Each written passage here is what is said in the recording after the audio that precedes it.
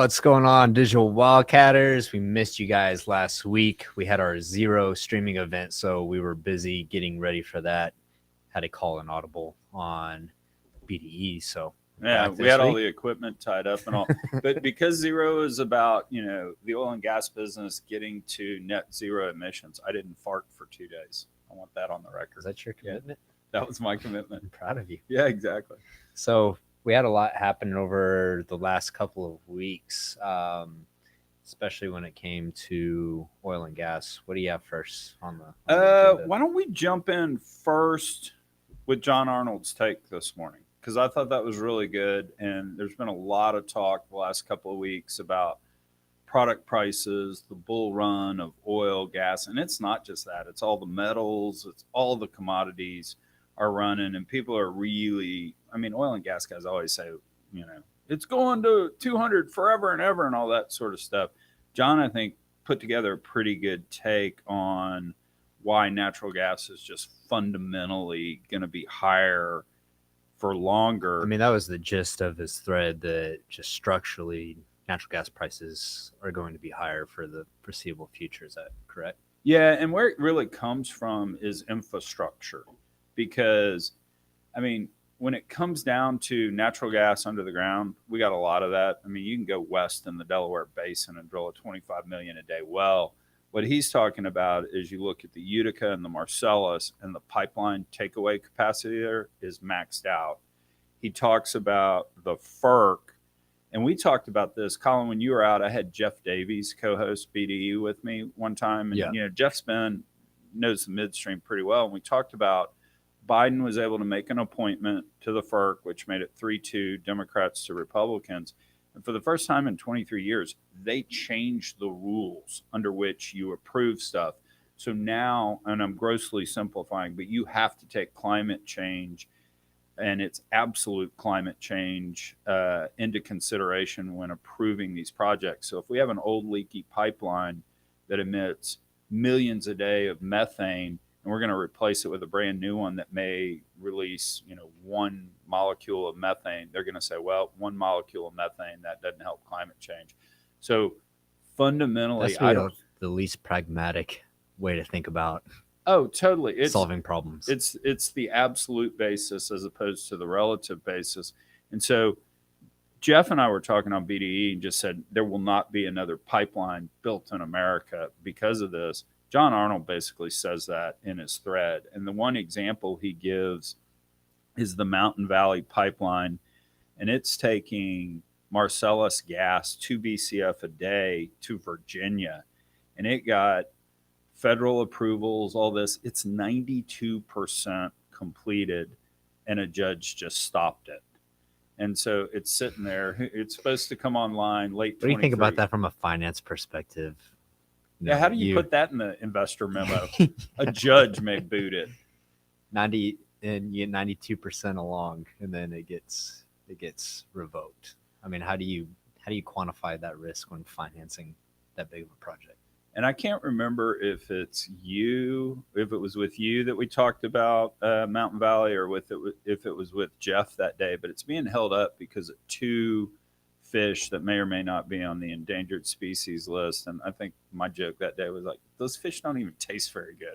It's like, why do we need to protect it? But so that's John's point. John says if takeaway capacity is capped out, yesterday I had Brian, the CEO of Aegis, on, and we were talking about LNG. We're kind of capped out on LNG, shooting it overseas on stuff. And so fundamentally our gas supply just is what it is. We can't really increase it. So if we have more demand, prices go up. Janet Yellen, the Secretary of the Treasury, said this morning, I believe, that oil and gas companies are incentivized by high prices to produce oil and gas, which you would think is correct, right? Okay, you have high oil prices, go drill some holes. We've seen that historically. But you really have to sit back and ask yourself now, are oil and gas companies incentivized to produce oil and gas when you have talks of windfall profit taxes on oil and gas companies? Or, to your point, Well, John what you say, Kerry, Brad Olson says, why increase production or why increase capex when you're trading at 3 times EBITDA? It's like, our oil and gas companies really incentivized right now with several different factors to increase oil and gas production. I don't think they are. yeah, no, Brad's point's really good because he ran the correlation between just absolute product price and rigs out there. And then he looked at trading multiples in the public market, and there's a tighter correlation there. And so, two things. One, more drilling tweeted out a couple of days ago. I go on vacations for 2 weeks, and you guys can't even increase the rigs out there. But I was also talking to a CFO of one of the publicly traded E&P companies yesterday, and he said I told him about what Brad was saying. He said, that's interesting. Hadn't thought of it that way. I'll go look into that. But he said, the bottom line is I'm talking to investors every day and they're happy. And I don't want to rock the boat. He's like, Yeah. I'm sending them capital back. I'm maintaining discipline. He's like, it's like, so nice. Life's good. He said, I spent the last decade getting yelled at. This is great. Another thing too was Mike Wirth, CEO of Chevron. He came out at some investor conference and says that he doesn't believe that another refinery will be built in the United States ever. And that kind of goes along a bigger theme of, we're just not a country that can build anymore. Yeah. Like, we can't build. Like, think about trying to build the Hoover Dam in today's day and age. Like, how much time and money and resources went into that, and they just did it. You wouldn't be able to do that today just by the permitting. You just said it right there. You build a pipeline, and then 92 snail darter or whatever they're going to find. 92% in, it gets shut down. So that's it's a really big concern for me, is that we just can't build shit in the United States. Yeah.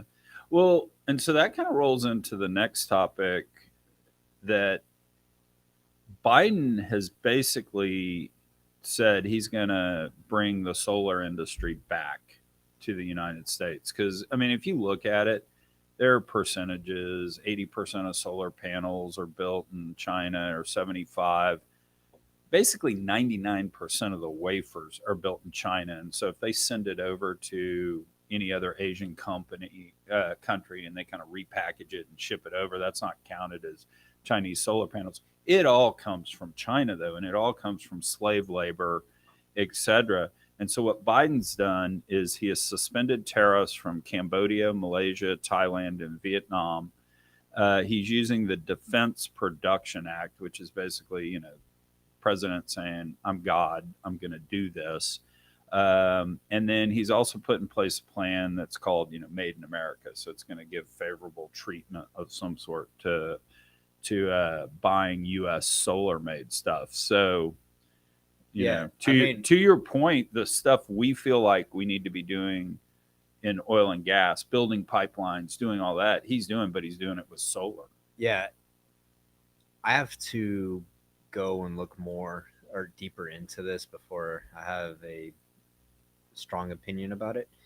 But my thing is if the government is going to spend money and put resources into things, energy should be one of those things. I mean, energy, education, things that increase the common good for society. What I don't appreciate is just the attack on fossil fuels and the gaslighting that comes from the administration, and then you get no support from it. I mean, it's crazy the things that you've seen, while they're shutting down pipelines, threatening profit taxes, just to turn around and beg OPEC for oil and gas. I mean, that's just clown world to me. And then on the flip side, you say, hey, we're going to pour money into renewables.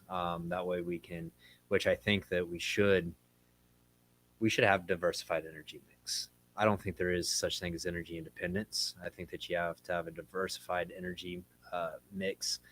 That way you're not dependent on any one country, or else you see what happens with Russia and Ukraine situation. But the thing about solar panels, to your point, is, the panels are manufactured in China. Even if we manufacture those over here in the United States, where are we getting all the raw materials from? Yeah. They're Chinese owned. China owns the raw materials market. And so if we had a future, which we'll never have a future where we're 100% renewables, but if you did have a future where we were 100% renewables, you're going to be dependent on China one way or another. Whether you're manufacturing the actual panels themselves in the United States or China, they own the raw materials. So you're always going to be dependent on them one way or another. Same Yeah. for batteries. So that's an issue. It's like what we talked about earlier, a few episodes ago. These are global markets, right? Everything's intertwined, and so I just think that the idea of energy independence is a lie, or it's kind of a dream that we Yeah. chase. But I mean, like I said, I think it's good that if we're gonna spend some government money, we should be spending it on energy production. Yeah. Now, I'll take the libertarian point of view and say, I think energy is so important, we should get the government out of it. Let's have them go spend that. Back in the 80s, there was a big debate, about funding the National Endowment for the Arts. And Dick Armey was number 2 in the House of Representatives. And he was a college professor, so not the most worldly of people. And he was given a press conference one day, and they were talking about some poetry that the National Endowments for the Arts had funded. And he was like, and this poetry, it's grotesque, it's anti-American, and it doesn't even rhyme. But, I always had the joke back then is like, I'd rather government do that and leave the important stuff to like the free markets. Yeah, look, I'm a libertarian too, but also understand how things work in the real world, and so you got to take that with a grain of salt. But yeah, Bobby Faxelrod said that now that we finally have gotten to where we can produce as much as we consume, let's shift that control over to China. That's what I'm saying. I'm like, this is a matter of energy security, and I just don't trust that we should put all of our faith in China being a good actor. Well, and I need to mea culpa here real quick, because I was always a free trader. I mean, I was a liberal in the 19th century definition of it, free markets and democracy. And I'm not a Trump guy. I mean, but Trump was right about this. His protectionism, manufacturing at home, and I'm going to apply the same thing to energy. What you just said, he's right about that, because freaking China hates us. I mean, they want to destroy us. Russia wants to destroy us. Yeah. I mean, it's so we need to be careful. Yeah. So I think that's interesting point, and I think that over the next few months, I mean, one, I still can't believe we have $9 natural gas. Like that's just like mind blowing to me. And what are the second order effects that that's going to have on the adoption of renewables? Because theoretically, if you have high oil and gas prices, it should accelerate renewables. But now what's happening is that it's not just oil and gas, it's all commodities. So lithium, copper, all these other metals are skyrocketing too. We know that intermittent renewables don't work without battery capacity, right? So we need battery, we need commercial battery storage for renewable projects. And then we also need batteries for electric vehicles too. And so I find that pretty fascinating, how I've always thought about, okay, a catalyst for adoption of those things could be high oil and gas prices, but now you have high prices across the board for commodities. So, well, I haven't done the math yet, and I need to.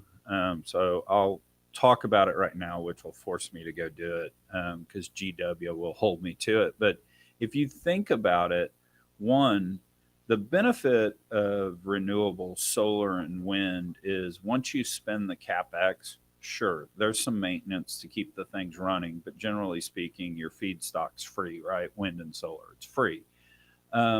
It takes energy to build those things. And so where does that energy come from? Right now, it comes from coal in China, and so coal prices move in tandem with natural gas and oil because there is substitution among those fuels.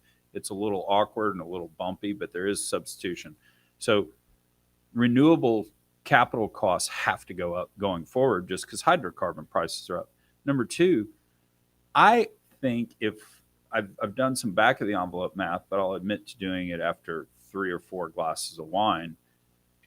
The amount of mining that's powered by diesel, I don't know if it really gets us anything if we electrified every car on the planet. The mining, because you can't just in the middle of the Congo plug into the socket and use electricity. It runs off diesel. Yeah. So I'm not sure You ever you're seen getting how rid- big an earth mover is? You're not running those things off of solar panels anytime Yeah. soon. No, that's exactly Um, right. So yeah. I mean, you've heard me talk about this, like the circular loop of mining hydrocarbons, oil and gas, and then how much diesel it takes to do that. It's like, we would bring a barrel of oil out of the ground, send it down to the Gulf Coast, it get refined, turned into diesel, and then shipped right back to us right. to extract more oil and gas. So that's It's a massive. Is it endo or exothermic in terms of it requires a massive amount of energy just to get it to a usable form for us. Way more than people appreciate. You brought up a point that I wanted to read this tweet from NextWave EFT. He was talking about replacement costs on renewables, which I thought this was a really interesting point because I haven't thought about this too much. But he said oil and gas wells have a productive life of 20 to 30 years. Solar and wind have a productive life of 20 to 30 years. Just wait till renewables get on that replacement treadmill. Those oil and gas boys will tell you how fun it is to sprint full speed to tread water.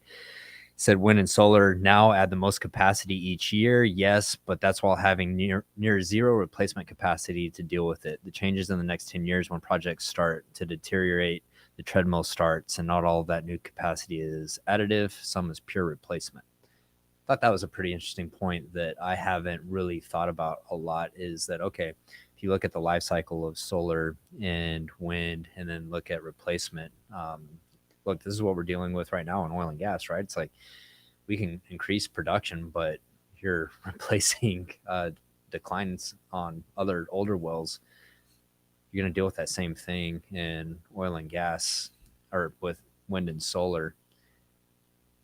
I don't know how that impacts the economics of projects, but I was going to throw some finance at you.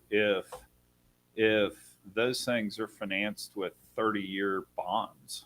I mean, when Robert Smith came on the podcast, he and I talked about renewables, and he goes, renewables are all based on really historically low interest rates because none of those projects work unless you got 2 or 3% debt. So if you have 30-year paper or even 20-year paper, and in year 15 that solar panel doesn't work, not only do you have to replace it, to your point, to get the supply, you still have to pay off the debt. And have you amortized all the debt down? No. So, I mean, you kind of wind up with what we've got with the Astrodome, right? Astrodome's sitting out there and we still owe money on the bonds, you know?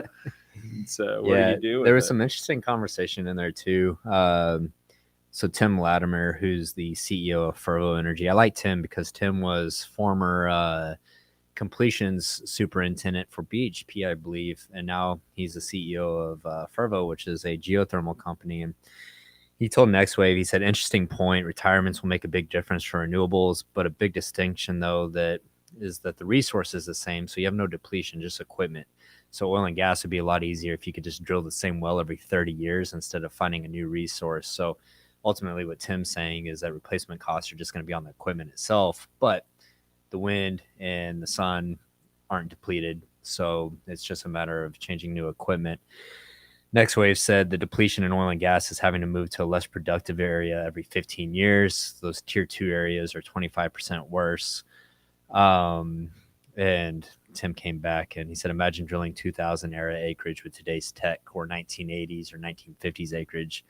In renewables, all the tech gains go straight to production improvements, no deterioration of quality.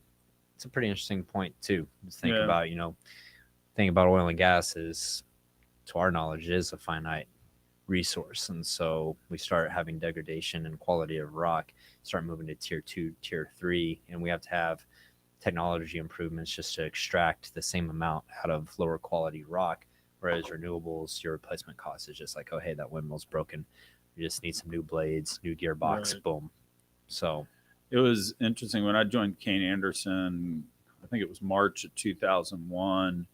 Kind of the end of that year, Johnny Sinat, who was Bob's son, and Bob was CEO of Kane at the time, I think he was a freshman in high school or something. He wrote a 30-page thesis talking about peak oil, you know, Yeah. because that was all the rage back then. And we have no. Every time I hear appreciation. peak oil, though, I just don't know. Are we peak supply or peak demand? What are we Yeah, referencing? it's peak something. Broken watch is right twice Yeah, a day. exactly. But yeah, that was all the talk. And I mean, being able to frack rock and the like.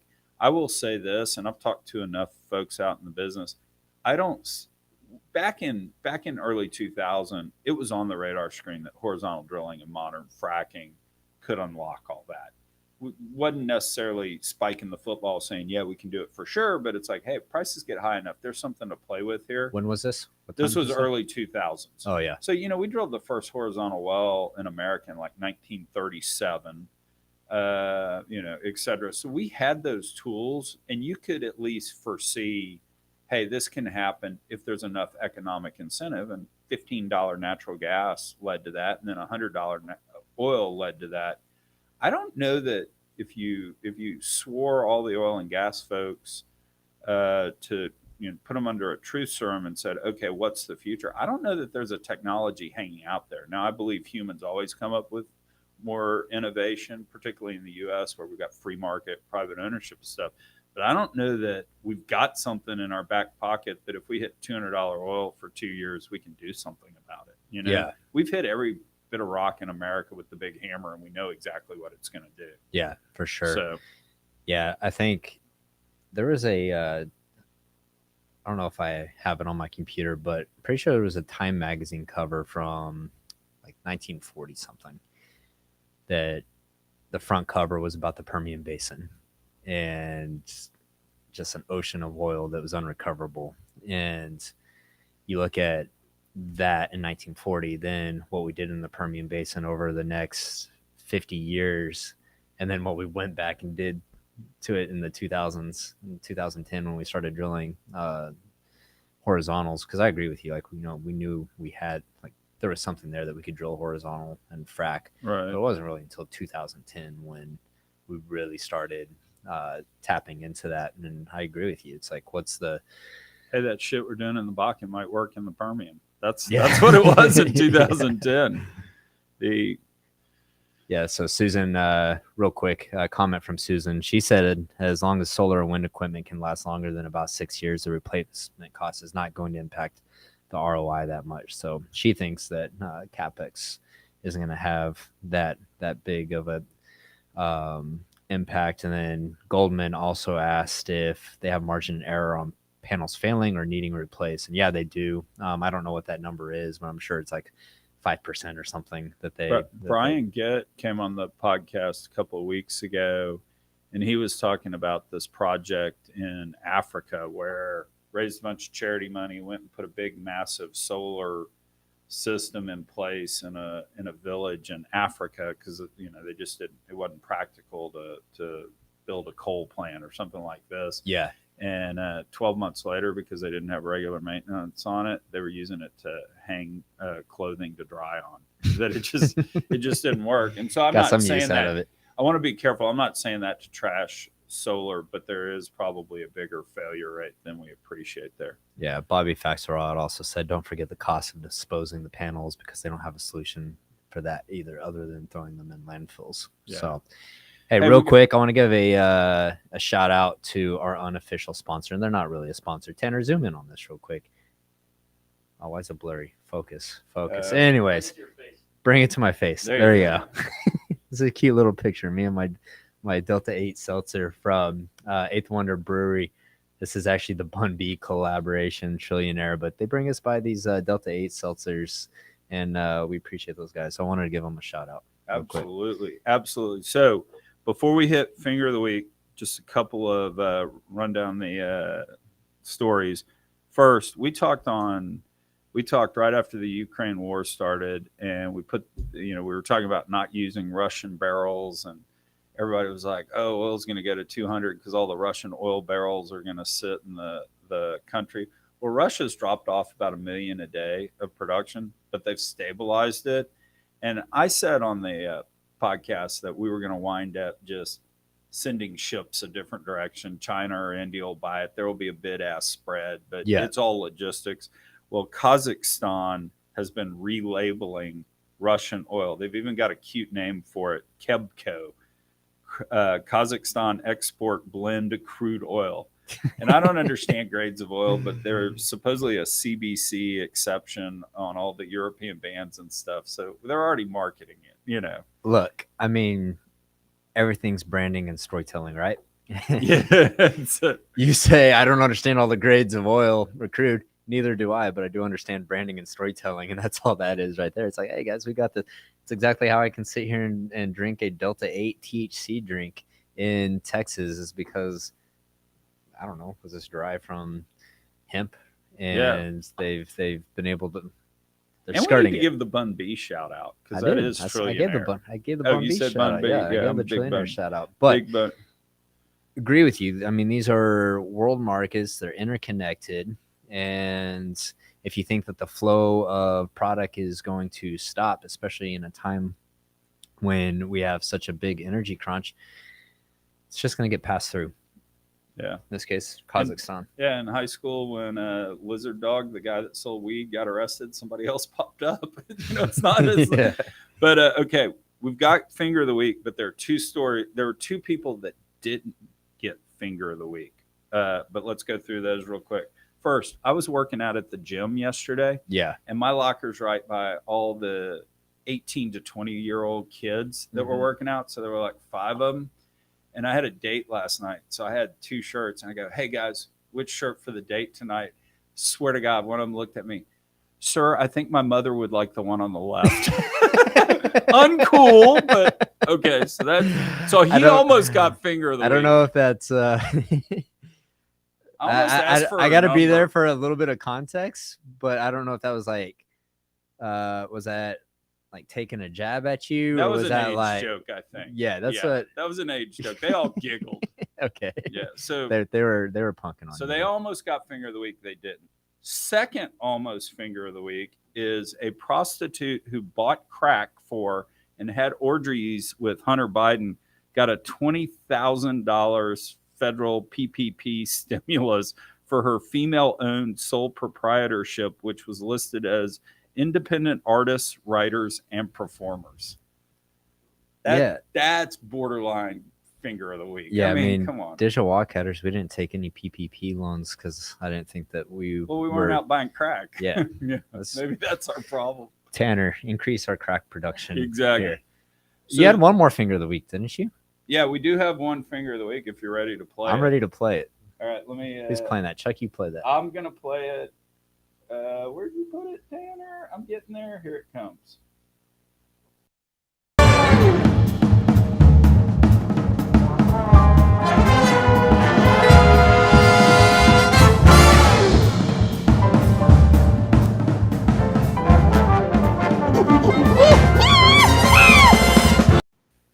Kayla Monis, the honorary Finger of the Week this week. So you want to tell the story? You want me to? It's a different Finger of the Week. This isn't a bad Finger of the Week. It's just a Finger of the Week because we're sad. Yeah, we are sad. Is there a story to tell? You tell the story. Kayla joined us from Hard Energy, was VP of Marketing here at Digital Wildcatters. We all love Kayla. We all wish her really well in future endeavors, but she decided to leave us. And what she kind of said, with the hugs and the cries goodbye was, and I'll always watch BDE. So we're going to see if we get nasty texts from Kayla. So this is a test to see if Kayla is actually watching BDE, and the Finger of the Week is definitely it's out of sorrow. Tongue in cheek. We're going to miss Kayla. Actually, tomorrow, the podcast I drop, Kayla is on the podcast. I've got Kayla and then Liz DeStevens, and we're talking about women speaking roles in the industry and just how we can do that better and the issues women face in speaking in public that I didn't appreciate. And so anyway, it's a pretty good podcast. There's actually, I encouraged them to do that podcast because when we were getting speakers for our Zero event, there were some really interesting differences between the way that males and females would respond to getting a chance to speak. And some things that I never thought about just because I wasn't exposed to. And so I told Kayla, I'm like, hell yeah, go record a podcast about that. That's very interesting stuff. And so that podcast is going to be great. Drops tomorrow. Drops tomorrow morning. All right. Yep. Cool. All right, guys. We appreciate y'all tuning in to this week's BDE. We will be back next week, Tuesday, 10:30 a.m. Central Time. Share the show with a friend if you think it's valuable. Post recording is available on YouTube, so you can see it on there if you want to check it out. We'll catch you guys next week.